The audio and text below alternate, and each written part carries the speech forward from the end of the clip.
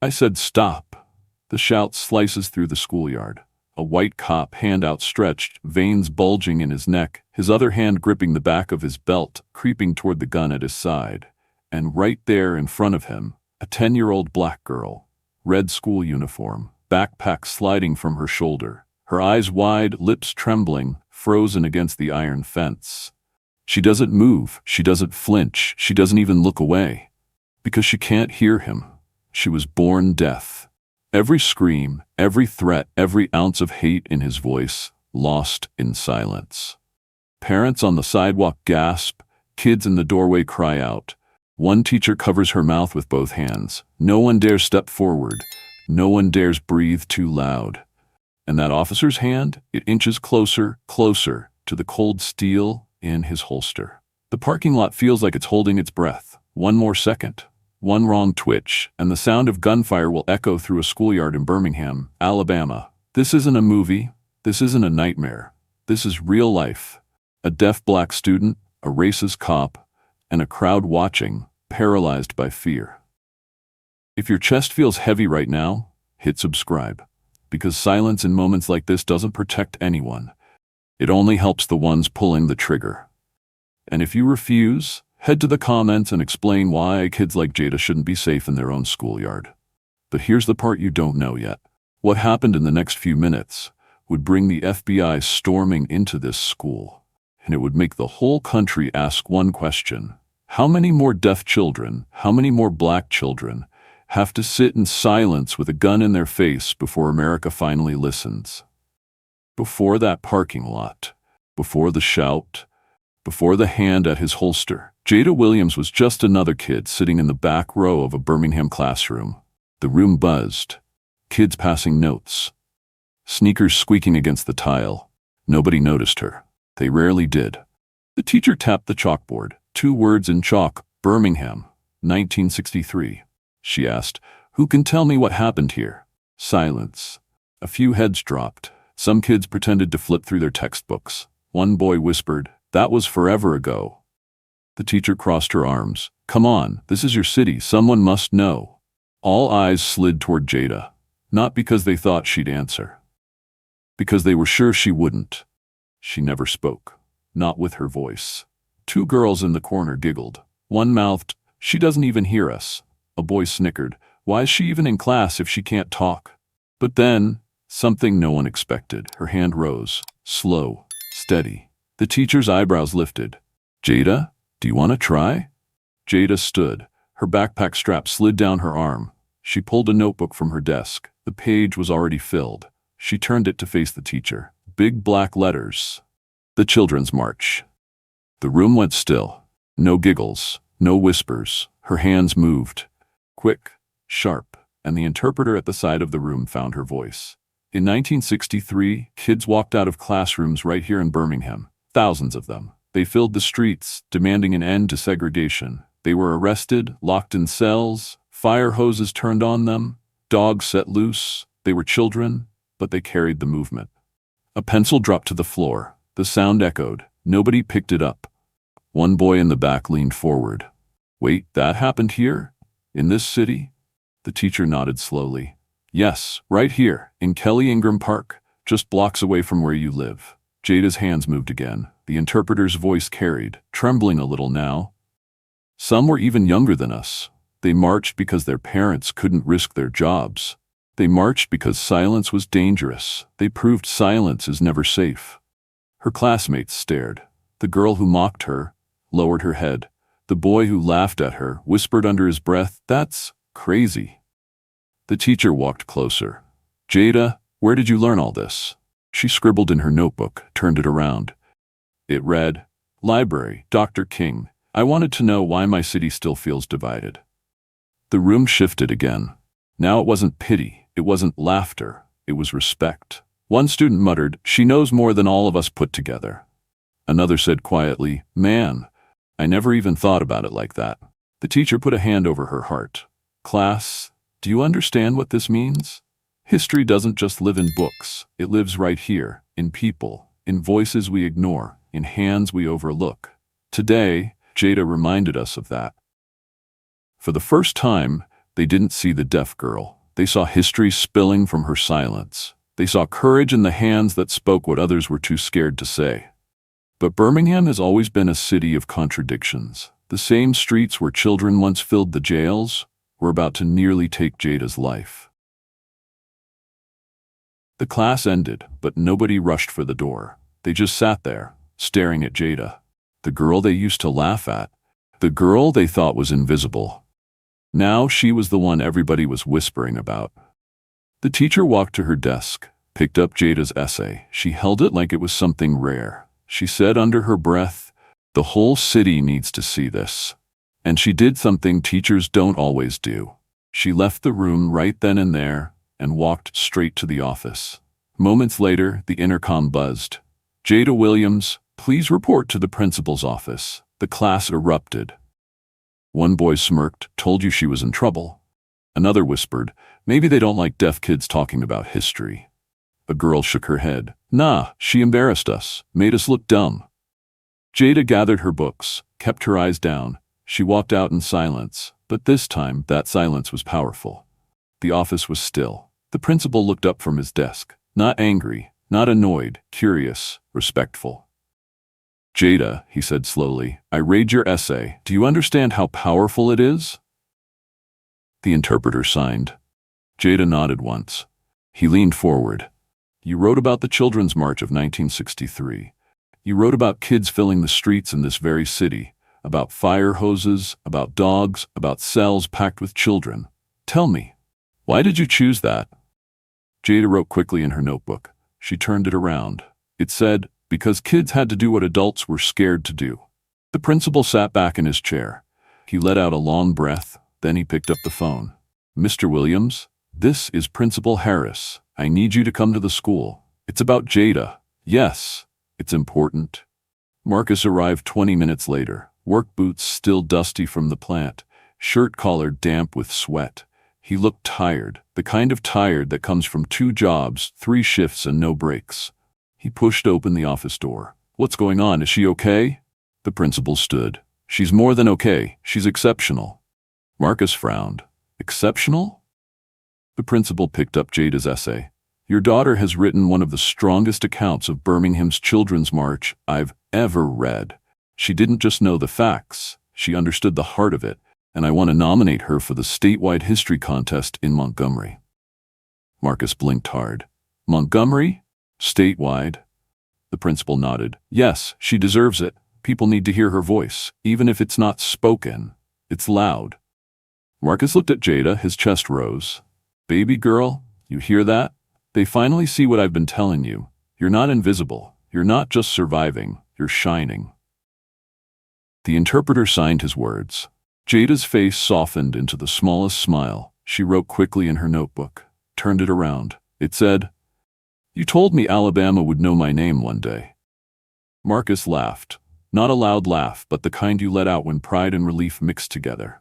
He shook his head. "I didn't think it'd start this soon." The principal leaned forward again. "Mr. Williams, I know life hasn't been easy. I know what it means to raise a child with needs the system doesn't always recognize. But what she did today, that's leadership. And leadership needs a stage." Marcus placed his rough hands on the desk. "Stage or no stage, she's my daughter. And trust me, nobody's taking her light away. Not while I'm breathing." The office went quiet. The kind of quiet that didn't feel heavy, but holy. The kind of quiet that comes when respect finally enters the room. Think about it. How many gifted kids go unseen until it's too late? How many voices get buried because nobody stopped long enough to listen? If you believe no child's brilliance should be ignored, subscribe right now. If not, head to the comments and tell the world why their silence doesn't deserve to be heard. But the next time authority called Jada's name, it wouldn't be for praise. Marcus Williams was no stranger to sacrifice, but the world rarely saw it. They saw the boots, the tired eyes, the grease stains from the plant. But they didn't see what he gave up when no one was watching. Years before Jada's essay ever reached a principal's desk, there was a doctor's office, white walls, the buzz of fluorescent lights, a folder slid across the table. The doctor said, "Mr. Williams, your daughter needs hearing aids as soon as possible, but insurance won't cover the full cost. It's expensive." Marcus leaned back in the chair. "How much?" The number stung. He pressed his lips together. The nurse glanced at the medals pinned neatly on his jacket. "You served?" Marcus nodded. "Army, Gulf War." The nurse hesitated. "Sir, I hate to even ask, but how are you planning to pay?" Marcus reached into his pocket. He pulled out a small box. He set it gently on the table. Inside, bronze star, service ribbons, his pride, his proof. The nurse gasped, "Sir, you can't. Those are—" Marcus cut her off. "I didn't earn these to sit in a case. I earned them so my little girl can have a future. Take them." The nurse whispered, This is everything you fought for." Marcus nodded once. "Exactly." That's how Jada got her first hearing aid, not through charity, not through luck, through sacrifice. At home, the sacrifices didn't stop. Bills stacked on the counter, the power company notice taped to the door. Marcus kept working, steel plant shifts during the day, janitorial work at night, hands raw, back aching. But every night, no matter how late, he came home to the same wooden table. Jada sat across from him, notebook in hand. Marcus covered his mouth with one hand. "Read my lips, baby girl. Watch close," he mouthed slowly. "Love." Jada squinted, wrote in her notebook, "Say again." Marcus chuckled. "That's my girl. You don't quit," he mouthed again. "Dad." Jada's pencil scratched. She held up the word. "Dad." Marcus smiled wide. "Yes, you got it." Night after night, word after word, until one evening, Jada looked at him. No notebook, no pencil. She mouthed the words back, clear as day. "Love you." Marcus froze, his chest tightened. He pulled her close. "That's all I needed to hear." If you're a parent, imagine this. Selling every piece of honor you ever earned just to buy your child a chance. Working yourself to the bone so they can find their voice. And then watching an officer almost take it away in one reckless second. If that thought chills you, subscribe right now. Because silence in the face of that kind of sacrifice is unforgivable. And if you won't, go to the comments. Tell the world why your child's life matters more than hers. But Jada's story didn't stop at the kitchen table. Because while Marcus's sacrifices gave her a chance to be heard, they couldn't shield her from a world still deaf to her humanity. Sacrifice alone wasn't enough to stop prejudice. The room still carried her name. Jada. Eyes followed her to the front. Chairs squeaked. Whispers fizzled out. The teacher said, "Okay, class, last one. Jada, you're up." A boy near the window muttered, "What's she gonna do? Hold up a notebook again?" Another said, "Man, be quiet. Let her go." Jada set her small notebook on the desk. She looked at the interpreter. A nod. And then her hands moved. The interpreter took a breath. Her voice matched the rhythm of those hands. They call it silence, but silence is crowded. Hallway bells I don't feel. Announcements I don't catch. Mouths moving like storms behind glass. A pencil rolled off a desk. No one grabbed it. I watch eyes. I study shoulders. I read the room like it's a map with missing roads. I learn faces the way other kids learn songs. The boy by the window whispered, "Yo, that's tough." A girl near the door said low, "I never thought about it like that." They say listen. I do. I listen with sight, with hands, with patience, with the shake in a backpack zipper, with the way a door shuts when someone is angry. The interpreter paused to keep up. Jada's hands moved faster. When sirens pass, I see fear on other faces before I feel it in my chest. When laughter breaks across a room, I look for the one person not looking at me. When a teacher turns away, I find the words on the board and make them mine. The teacher's voice was barely there. Keep going. This is not quiet. This is labor. This is finding the caption line in a world that forgot to write it. This is learning the beat from shoes on tile and the hum in fluorescent lights. A kid in the back raised a hand without thinking. Wait, you can feel the beat from the floor? The interpreter relayed the question. Jada wrote one line on her notebook and held it up. Sometimes. Then her hands kept speaking. When I was little, Dad covered his mouth so I could read it. Love, home, safe. He said, "One day they'll see you." I said, "One day I'll see me." Someone near the front breathed out, "Dang." They call it silence, but silence can be armor. It can be study. It can be a long road with no signs and still, you get there. The class was still. The interpreter steadied her tone. To the ones who think I don't hear, I do. I hear the way you tap your desk when you're bored. I hear the way your lips shape the word less. I hear the way your eyes say not worth the time. I hear it all. I just refuse to carry it. The boy by the window dropped his stare. My bad, he said, voice small. A girl near the middle turned in her seat. I didn't know. I really didn't. Jada lifted her notebook again. A fresh page. Bold letters. Silence is not surrender. The interpreter read the final lines. This is my voice. It moves in air you cannot measure. It lives on paper you never checked. It speaks in hands you don't understand yet, but it speaks, and today you will listen. Silence. The good kind. The kind that holds something sacred. The teacher swallowed hard. Thank you, Jada. A slow clap started near the door, then another, then the whole room. No giggles, no side comments, just hands coming together because they finally heard her. The teacher asked softly, would you share that at assembly next week? Jada looked to the interpreter. A small nod. Then she wrote 3 words and turned the page around. If it helps. A kid near the front leaned over to his friend. She just cooked all of us, he said, half smile, no shade in it. Another whispered, I'm going to remember that line. Silence is not surrender. The teacher stepped closer to Jada. I want you to print that. I'll help. We'll put it on the hallway board. People need to see it. Jada wrote one more line for the room. People need to see a lot of things. A soft laugh rippled, warm, not cruel. The kind that says, we get it now. Or at least, we're trying. The bell rang, chairs scraped, backs up, but nobody talked over her. They filed out different than they came in, quieter, wider awake. A girl paused at the door. Hey, Jada, thanks, she said, eyes meeting hers. For real. The boy by the window stood there a second, then said, you got bars. Like for real, for real. The teacher gathered the papers with careful hands. You changed this room today, she said. Don't let anyone shrink that. Jada slid her notebook into her bag. She looked at the interpreter. A tiny nod between them. Work done. Message sent. She proved herself. She made them listen. But the next test wouldn't be poetry. It would be life or death. The next morning, the teacher stood in front of her desk holding Jada's essay. She didn't just grade it. She held it like it was something fragile, something rare. She walked down the hall into the teacher's lounge, dropped it on the table. Read this, she said. Seriously, you need to read it. Another teacher glanced up from her coffee. What's so special? These kids barely turn in half a page. Just read, she insisted. So they did. Paragraph after paragraph. And as the words rolled across their lips, the room went quiet. One teacher whispered, She's 10? This reads like a college essay. Another leaned back, shaking his head. This is history in her hands. This is raw. She's writing about Birmingham like she lived it. The first teacher tapped the page. She did live it.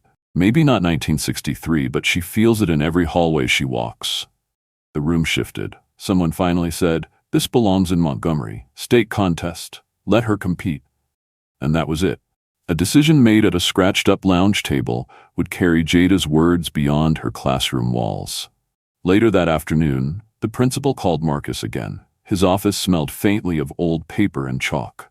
Marcus sat across from him, arms resting on his knees, boots dusty from the plant. Jada sat beside him, notebook in her lap. The principal cleared his throat. Mr. Williams, I have news. We entered your daughter's essay into the statewide history contest, and she's been chosen for the finals in Montgomery. Marcus's head lifted. Montgomery? Finals? The principal nodded. She'll represent Birmingham. She'll stand on stage alongside the brightest kids in Alabama. She earned this. The words hung in the air. Marcus turned slowly to Jada. His voice cracked just a little. Baby girl? Alabama's gonna know your name. The interpreter signed. Jada's eyes widened. She grabbed her notebook. She scribbled fast, tore the page, and slid it toward him. I thought they'd never notice. Marcus picked up the note, read it twice. He let out a soft laugh, one of those tired, proud, almost disbelieving laughs. He shook his head. I noticed. Every single night at that kitchen table, every page you filled, every word you fought to learn. I told you they'd see it one day, and now they do. The principal leaned forward, voice steady. Mr. Williams, she has a gift, a voice people don't expect, but one they need to hear. This contest could open doors, scholarships, opportunities. Marcus nodded slowly. Scholarships sound good, but honestly, what matters is people finally listening. She's been shouting in her own way for years. It's about time someone listened. He looked back at Jada. You ready for this? She wrote one word on the page. Always. That night, Marcus couldn't hold it in. He told the neighbors sitting on their porches, told his coworkers at the plant during lunch break, told anyone who'd pause long enough to hear it. My little girl, the one y'all used to call quiet, the one y'all thought couldn't keep up. She's going to state. Montgomery. She's going to stand on that stage and show 'em what Birmingham kids can do. The pride in his voice traveled down the block. People nodded, smiled. For once, the weight of his sacrifices felt lighter. At home, Jada wrote another line in her notebook before bed. She slid it across the table to her father. It said, "Do you really think they'll listen?" Marcus leaned back in his chair. Not just listen, baby girl. They won't forget you. Not after Montgomery. She turned the page and wrote again. You sure? He reached over, rested his rough hand on hers. As sure as I've ever been. Alabama's gonna know your name. But here's the part nobody saw coming. Before Alabama could hear her name, the whole country would. Not because of a contest, not because of a stage in Montgomery, but because of what happened in that parking lot. When one officer decided, her silence looked like defiance. Friday afternoon, the buses lined up, kids pouring out of the doors, shouting, laughing, chasing each other across the lot. Jada walked slower than the rest. Her backpack sagged on her shoulders. She stopped near the fence, scanning lips, trying to read the chatter around her. That's when the patrol car rolled up. Blue and white, decals on the side. A uniformed officer stepped out, adjusting his belt. He saw a crowd. He saw movement. He saw one child standing still. And in his mind, stillness looked like defiance. He shouted across the lot, "Hey, stop right there!" Kids froze mid-run, heads turned. Mothers by the curb pulled their children close. But Jada didn't move. She didn't hear him. The officer stepped forward. I said stop!" The interpreter wasn't there. Her father wasn't there. Only a parking lot full of eyes watching her stand still. A boy whispered, "Why isn't she moving?" A girl answered, "She can't hear him." The officer kept walking, boots heavy against the pavement, voice louder now. "Don't make me tell you again." Jada's eyes darted. Her lips mouthed the word slowly, trying to read him, but she couldn't keep up. Another parent shouted from the sidewalk, "She's deaf, she can't hear you." The officer's jaw tightened. "Then why's she ignoring me?" Gasps rippled through the crowd. One man raised his hands. "She's a child, leave her be." The officer's hand moved toward his back pocket. The crowd stirred, someone screamed. Jada stayed frozen, notebook pressed to her chest, her eyes wide, searching, confused. The officer's voice cut the air again. "I said stop." The gasp that followed shook the lot, because his hand gripped cold steel. Parents yelled, "Don't do it, she's a little girl. She can't hear you." But his eyes locked on Jada. He saw silence, and he called it resistance. He saw stillness, and he called it threat. This is where silence almost killed her. If you believe kids like Jada should live to see tomorrow, hit subscribe right now, because silence in moments like this doesn't save lives. It buries them. And if you don't, then head to the comments. Tell the world why her life doesn't deserve your click. The crowd held its breath. The officer's hand hovered at his pocket. Every second stretched, every eye fixed, and then came the sound no one expected. The crowd shouted. The officer's hand snapped to his side, and then a crack split the air. Concrete dust kicked up inches from Jada's feet. Screams ripped across the lot. He fired! Oh my God! Parents pulled their children close. Teachers yelled for students to get back inside. Chaos spread in every direction. Jada stood frozen, notebook clutched to her chest. Her lips moved, slow, desperate. What's happening? Before anyone could answer, another sound tore through the noise. Engines, tires, brakes. Two black SUVs screeched to a stop at the edge of the lot. Doors flew open. Men and women in dark jackets poured out. Letters across their backs. FBI. The officer spun around. What the? Who called you? One agent shouted back, "Federal jurisdiction, stand down." The officer barked, "This is my stop, my school, my city." But the agents fanned out, weapons drawn but steady. Another voice cut through the chaos. "Not anymore, Marcus." He had charged across the lot the second that shot hit dirt. His work boots slammed against the pavement, arms pumping. He roared, "That's my daughter? You put a gun on my child?" The officer stumbled back. "She wasn't listening," Marcus shouted. "She couldn't hear you. She's deaf." The crowd echoed him. "She's deaf. She didn't hear a word." Jada's lips moved again, trembling. "Dad?" Marcus reached her, dropped to his knees, arms around her shoulders. "You're safe. I got you. I promise." The agents closed in on the officer. One ordered, "Drop it, now." The officer gritted his teeth. "I was doing my job."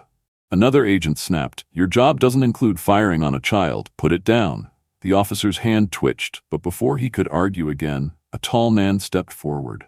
Broad shoulders, calm but firm voice. "Officer, this ends now." The crowd murmured. "Who is that?" Marcus stood, arm around Jada, staring hard at the man. "Terrence." It was his brother. Special Agent Terrence Williams, leading the team. The officer's eyes darted. "You can't arrest me. You don't have grounds." Terrence pulled out a folder, flipping it open. "Federal investigation, civil rights violation, excessive force. We've got all the grounds we need." The officer sputtered. "She didn't follow orders." Terrence's voice thundered back. "She couldn't follow what she couldn't hear. She's a child, and you almost killed her." Gasps rolled through the crowd again. Parents shouted over one another. "Lock him up." He aimed at a little girl. The officer's shoulders slumped as agents cuffed him. Metal clinked. His voice dropped to a mutter, "You'll regret this." Terrence leaned close, voice steady. "The only one with regrets here is you." The lot was chaos, kids crying, parents shaking. But in the middle of it, Marcus holding Jada tight. He whispered to her, "You're safe now. They can't touch you. Not while I'm here. Not while your uncle's here." Jada wrote with trembling hands in her notebook. "I thought I was gonna die." Marcus kissed the top of her head. "Not today. Not ever. Not while I'm breathing." Terrence stood over them, eyes scanning the scene. He raised his voice so the crowd could hear.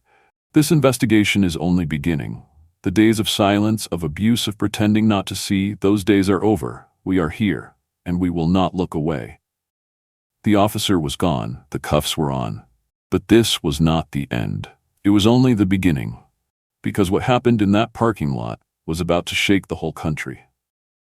The officer was gone, the sirens faded, but the story didn't. It spread. By nightfall, local reporters were live at the school gates, microphones in parents' faces, cameras in kids' eyes. A reporter asked one father, "What happened here today?" He said, voice still shaking, "A cop pointed his gun at a child, a deaf child. She didn't move because she couldn't hear him. He nearly killed her for being deaf and black." That's what happened. The next morning, headlines ran across every station. Deaf black student nearly shot by officer at Birmingham school. Silence misread as defiance. Cable news played the same clip over and over. The FBI agents leading the officer away in cuffs. One anchor said on air, "This story has forced the nation to look at how disability, race, and policing collide in America." In Birmingham, the school board scrambled. An emergency meeting. Teachers, parents, reporters filling every seat. A mother stood and shouted, "How many times do we have to beg for interpreters? How many kids have to be left behind before someone listens?" Another parent added, "Our children are not problems. They're kids. They need support. They need understanding, not guns." The superintendent cleared his throat, nervous. Effective immediately, every Birmingham school will have ASL interpreters on staff. No exceptions. Applause broke out. Tears rolled down cheeks. It wasn't charity. It was overdue. Marcus didn't stop there. With his brother Terrence, he launched a foundation. They called it Silent Voices. At the first press conference, Marcus said into the microphone, "This is for every child who's ever been ignored. For every parent who sold everything just to give their kid a chance. We're done being quiet. Silent Voices will fight so no kid has to choose between silence and survival." Jada stood beside him, interpreter at her side. She signed slowly, firmly. The interpreter's voice carried her words. "We are not invisible. We are not broken. We are here. The crowd erupted. Cheers, standing ovation. Weeks later, the statewide contest in Montgomery finally arrived. The auditorium was packed. Kids from Huntsville, Mobile, Tuscaloosa, parents in suits, teachers with clipboards. When it was Jada's turn, she walked onto the stage. Her hearing aid caught the lights. Her interpreter followed beside her. She signed her essay, the same one about the Children's March of 1963. The interpreter read, "They called them children, but they were warriors. They filled the jails so freedom could fill the streets. They showed the world that silence is never safe." Gasps filled the auditorium. Some judges wiped tears. Kids in the audience sat straighter. One student whispered, "She's talking about us, right now." When she finished, the room erupted. The sound was thunder, and Jada stood there, hands still, taking it in. The judges announced it later. First place, Jada Williams. Marcus rushed the stage, lifted her in his arms. "Baby girl, I told you Alabama was going to know your name." She wrote on her notebook, held it high. Not just Alabama. She stood there, a deaf black girl nearly erased by hate, and still spoke for every child like her. If you can watch this and stay unsubscribed, ask yourself why. Why does her life not matter enough to earn your support? Go to the comments and explain why you think silence is an answer. But this wasn't the end. Because after the applause, after the cameras, after the trophies, came her final words. And those words would stop a room cold. The applause in Montgomery still echoed when the room finally went quiet. Judges had handed her the trophy. Marcus had wrapped her in his arms. But Jada wasn't done. She stepped back to the microphone. Her interpreter leaned close, ready. Jada signed slowly, carefully. The interpreter's voice carried her words. "You clapped for me today. You gave me a trophy. You said I was brave, but bravery shouldn't be forced on children just to prove they deserve to live." The room froze again. A judge whispered, "She's not finished."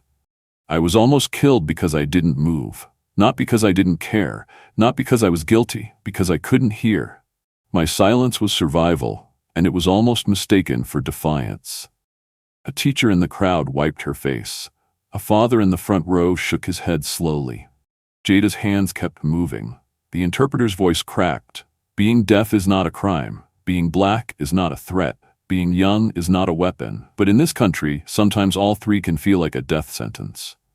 Gasps. The silence was heavy. Marcus stood at the side of the stage, fists tight, eyes locked on his daughter. Jada turned her gaze across the auditorium. Her hands slowed.